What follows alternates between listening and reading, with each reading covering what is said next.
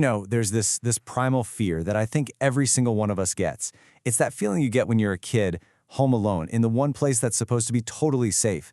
But then the sun sets, right? And suddenly the familiar rooms, they don't look so familiar anymore. They twist into these weird shapes, and every little sound makes you jump. Well, today, we're going to dig into that fear. We're going to deconstruct it. So you do everything you're supposed to. You lock all the doors, you turn on the lights, but what if none of that matters? We're about to dive into that terrifying idea, the one where the locks on your doors are useless because the danger, it's already inside with you. All right, let's start with the absolute basics of this fear. This is when your own house kind of turns on you. Your safe space suddenly feels alien. The silence is so loud it's almost deafening, and every single creak, every click from the fridge, it all sounds like a threat. Seriously, think about it for a sec. What's the absolute scariest sound you can hear in a totally quiet house? Is it a loud bang? Or maybe a slow footstep? Or is it something even worse?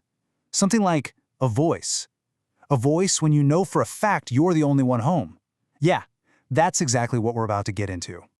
Okay, so our first couple of stories, they're kind of the classic stranger in the house scenario, but trust me, they each have a seriously terrifying twist. This is that faceless fear we all know. The shadow you see in the window, the thing that goes bump in the night, this is the stuff of nightmares. What's so bone-chilling about this first one is just how normal it all starts. Picture this, a 10-year-old kid. It's a bright, sunny afternoon. He just wants to stay home. Shoot some hoops. His mom says, sure, she'll only be gone for a little while. I mean, it's the picture of perfect, safe, suburban life. And just watch how fast that sense of safety completely shatters. Not even 30 minutes later, he sees a shadow, a figure, in his sister's bedroom window. So he runs inside, yells to see who's there, and a voice answers him. The police show up, they search the place, find nothing. You'd think, okay, case closed, right? Wrong. The real terror doesn't even start until way, way later, in the dead of night, when he wakes up and sees that same person just standing there, silently, at the foot of his bed. And here's the thing. Here is the part that takes this from a regular break-in to something so much more sinister. The voice didn't just call out from inside the house. No, it knew his name. Think about that. A total stranger has been inside his home for who knows how long enough to learn his name. It's just such a personal violation. Okay, our next story. It also plays on that fear of the unknown, but the vulnerability here is a little different. So you've got this 12-year-old kid. He's at home with his older brother, Zach, who's 18. But of course, Zach decides to sneak out, leaving his little brother totally alone in the house for the very first time, at night. And what does the kid do? He puts on a scary movie, a choice he's definitely going to regret. So yeah, the movie freaks him out, but it's the house itself that really starts to terrify him. He thinks his brother's come back, so he's just lying in bed listening. But the sounds he's hearing are all wrong. They're not the usual noises of his brother getting home. It's these weird thuds, footsteps in rooms they shouldn't be in, and then the sound of something being dragged across the floor. And this is the moment everything changes. He's hiding in this tiny closet, just hoping, praying it's all in his head, that it's just his brother messing with him downstairs. But he takes a quick peek out the window, and his heart just drops. Zach's car isn't there. His brother is not home, which means the person in his house is a complete and total stranger. The threat is real, and it's only a few feet away from where he's hiding. So, those first two stories, right? They're all about that fear of the unknown intruder. But what happens when the threat isn't a stranger? What if it's someone you actually know? Someone you trust? Well, like we're about to find out, that is a whole different level of terrifying. Because sometimes the scariest monsters are the ones you willingly let into your home. And that brings us to our next big idea, the threat you know.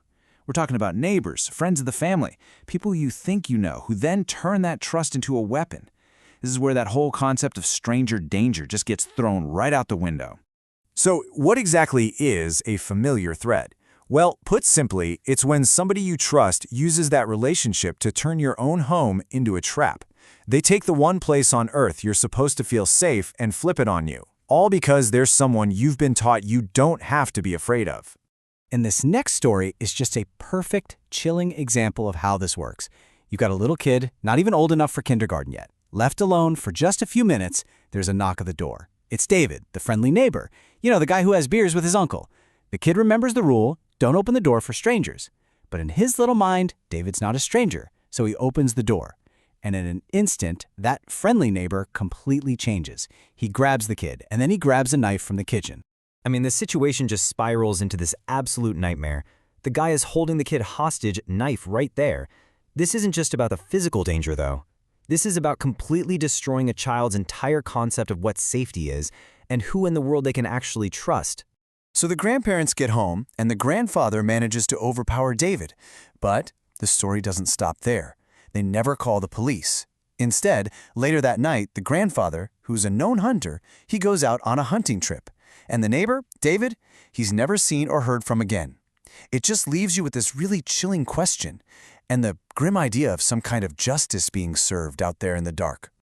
Okay, let's get to our last story. And this one might be the most complex threat we've talked about. What happens when the danger isn't some evil stranger or a creepy neighbor, but it's one of your friends? A friend who's going through a serious mental health crisis, making them totally unpredictable, and really blurring that line between who's the victim and who's the bad guy. And the real tragedy here is that the warning signs, they were all there. The narrator knew his friend Neil had been acting really weird, saying strange things, laughing at nothing. Then, the other friend, Mason, who's dropping Neil off, is literally in tears, begging him, don't do that thing. I mean, the red flags are just waving everywhere. But, you know, a little peer pressure, the promise of hanging out, and just like that, the danger is invited right inside. Once he's inside, things just get worse. Neil starts asking if the doors are locked, making these weird gestures. The narrator's feeling uneasy, but that unease turns into pure terror when they're in the kitchen, and he watches his friend, Neil, slowly open the silverware drawer and pull out a steak knife. That's the moment. That's when this vague, weird threat becomes a very real life-or-death situation. And here's the crazy part that they found out later. Neil wasn't some monster. He'd taken drugs that triggered a schizophrenic episode. He was hearing voices, he'd written a manifesto about how he needed to kill someone to stop his own dad from killing him. So this wasn't about evil or malice. It was a tragedy. A young guy in a terrifying crisis who became a very, very real threat to his friend. So, okay, 4 different kids, 4 different houses, 4 absolutely terrifying experiences. Every story is its own nightmare, but when you put them all together, they actually teach us some pretty powerful lessons about awareness, about trusting your gut, and about survival. So what can we actually learn from all of this? Okay, let's break it down. First thing, trust your gut. That feeling of something's not right that the kids had, that's your brain's alarm system going off. It's a primal instinct and it is there for a reason. Listen to it. Second, a quiet house doesn't mean an empty house. We assume safety based on routine, but these stories show just how fragile that can be. Third, the worst threats can have a familiar face. The story about David, it shows how hard it is for our brains to accept that someone we know is friendly could be a danger. Predators totally exploit that. Fourth, never ever let on that you're alone. It's not about being paranoid, it's about controlling information. The second that intruder knew the first boy's name, the power shifted completely. Information is power.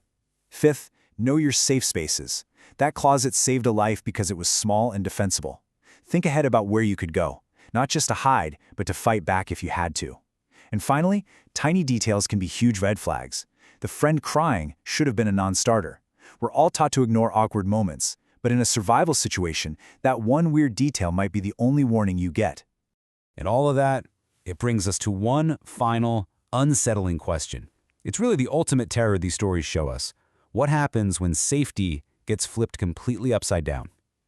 When your home, your bedroom, the one place in the entire world you're supposed to be safe, becomes the most dangerous place you can be. So I'll just leave you with this to chew on. When your fortress becomes a trap, where do you hide?